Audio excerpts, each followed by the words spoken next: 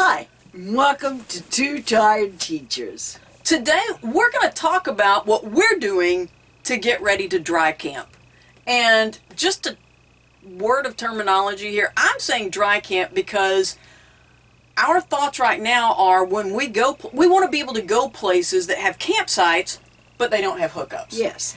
We're not looking at going out in the wilderness and just driving. Or even necessarily dispersed camping. So, but there are some things you need to take care of and plan for if you're going to do some dry camping. One of them. We grew up dry camping in a tent with A lantern. an ice chest, and a Coleman stove. And a tent. And so we were set. We had the best time. We'd be gone 5 days and had a great time. But with an RV, it's a new experience for us. And so there's some things we need to do. Most RVs, as you're getting ready to look at them, are going to say if they are self-contained. Now, self-contained simply means you've got a bathroom, you've got a way to prepare your food, a way to store your food, and you have Lights, usually. off a battery. Sure. Those holding tanks, though, you have a freshwater holding tank, gray and Yes. black, so that you have everything you need right there. So your RV really is ready. But we want creature comforts. We want some of the Yes. comforts of home, especially as we've gotten a little older. And so that's going to take some preparation. The first thing I had to do to prepare, Sharon was talking about dry camping. She talked about downsizing dry camping on our third trip in the fifth wheel. That was And I'm thinking, 4.5 years ago, almost Yes. 5 years ago. yes, So I'm a mental person. I have to plan things through, and that was just dropping that out there for her because she thought I was my crazy. initial thought was, you have fun doing that. I'll be at home. I had to get ready here first. And after hearing her talk about it and explain why and the places that we'll be able to go and the things we'll be able to see, and the fact that she was going to take care of the power and we'd have things, I've come around. I'm looking forward to doing some dry camping. Okay, so she mentioned power. That is one of the things you kind of need to think about. If you want more power than just the battery on your RV is going to provide, you're going to need to do a little bit of research and planning on what's going to work for you.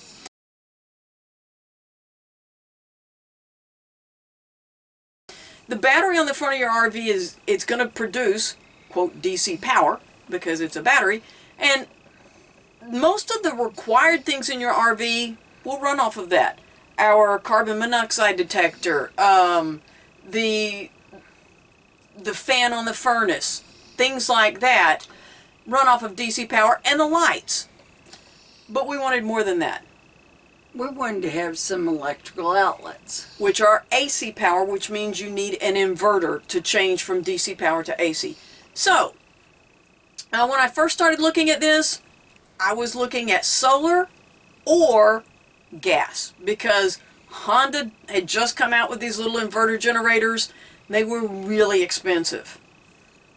Solar was you have to piece it all together, and it was extremely complicated. By waiting, so Honda got a lot of competition, and we have just purchased a Westinghouse 2200 or 2200 watt inverter generator. And these aren't your granddaddy's generators. They are not going to be so loud that you can possibly have a conversation around them. It's an inverter generator, and so it should be safe for all of your electronics because it is an inverter generator, and so it's going to be much quieter. And but we planned for it to be on this trip. It arrived the day after we left for this trip, and we just didn't pick it up. But for solar is silent. Solar is free. And so we wanted to do solar as well.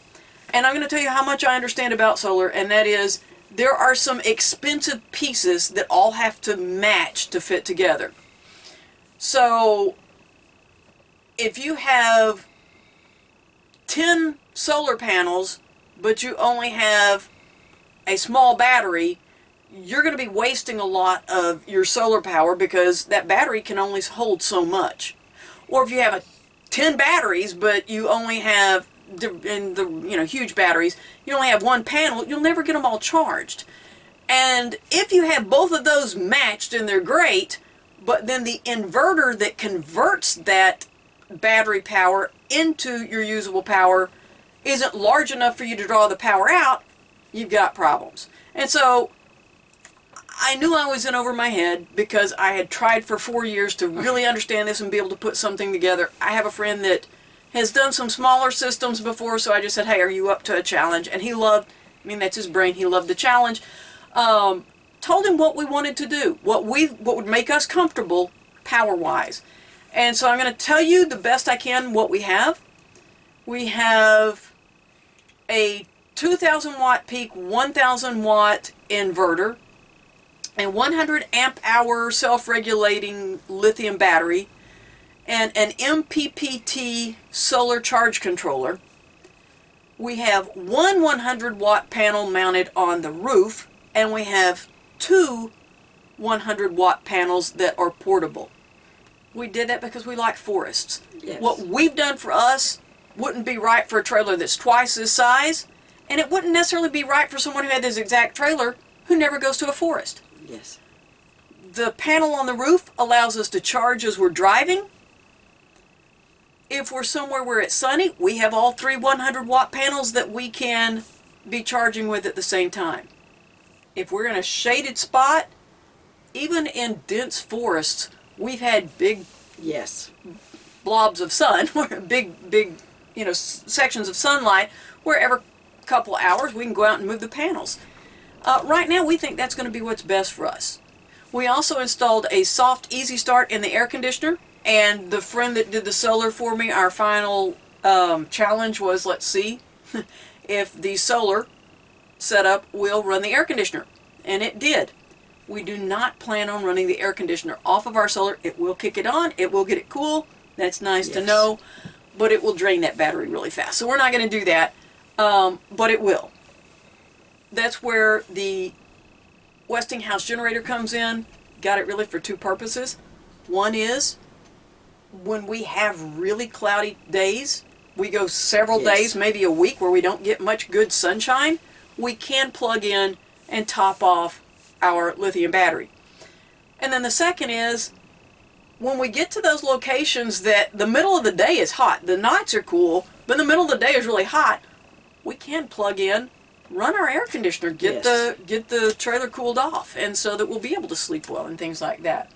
So that's the electric system. The other big thing we have to get ready is the water system. You need to sanitize your water tank, your fresh water tank, and your other tanks too. If you don't do that, chances are you're going to come out with slimy water, and nobody likes slimy water, with the exception of Sharon's dogs. Now then, the way we sanitized was running some bleach. I think Sharon's got a video on that. We just recently uploaded a video about how to sanitize your freshwater tanks. You can't dry camp without that. We did that without water in a couple of campsites back to back, and we ended up using bottled water. We used the slimy water. It wasn't slimy. She says it's slimy. We didn't know that we weren't going to have water at our site, and so we did put water in our fresh water tanks. And we showered with it. We were going to be using hot water to shower with and wash the dishes, so we used that. Fine. And then we took our gallon jugs and filled those up for the water we're going to be drinking, consuming. Yes. And so, once you've done those two things, the last step is to try it out. And that's really the purpose of the trip we're on now. And it looks like we're going to have to take another trip. The generator didn't get in time, and it had been really cloudy, so we survived 48 hours off of the solar that we were getting, and so we're feeling really good about that, and just knowing that gas power generator is a good backup. So those are the things we've done. Our first trip with no hookups, we're planning on it being about 3 weeks long. Yes. And for a week and a half or 2 weeks of that, we're not going to have hookups. And so getting in a trip where you can try out everything, make sure that everything is working well, Yes. it makes us more comfortable to say, okay, let's try it. Let's do some dry camping. If you've done something else, if you've got more experience than us, please leave some comments, let us know. But like we said, if you're not to the point you're ready to dry camp, that's fine. Just come along with us. Thanks for watching Two Tired Teachers.